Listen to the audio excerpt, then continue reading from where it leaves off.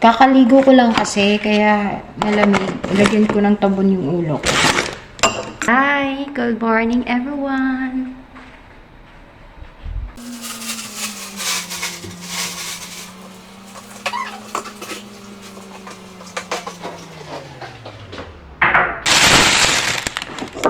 Sobrang lamig dito. Nasa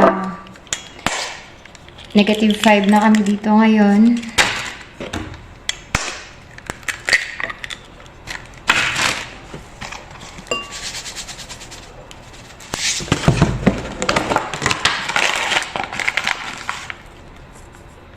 Kakaligo ko lang kasi, kaya malamig.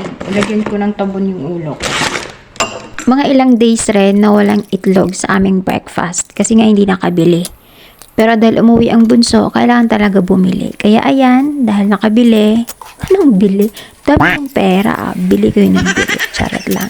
Kaya ayan, gumawa na ako ng aking breakfast. Nagluto lang ako ng scrambled egg. At nag-init lang ako ng partner nito na tinapay or kabos dito. So nakikita niyo pabilog yung tinapay. At syempre dahil magkakape ako, nag-init ako ng tubig. Pinag-prepare ko rin yung tasa. And then ayan, nakikita niyo may feta cheese. Kasama yan sa aking breakfast. So ayan, kumulo na yung pininit ko na tubig. And then magtitimpla na ako kape. Kasi hindi talaga kompleto yung breakfast pag walang mainit-init na kape.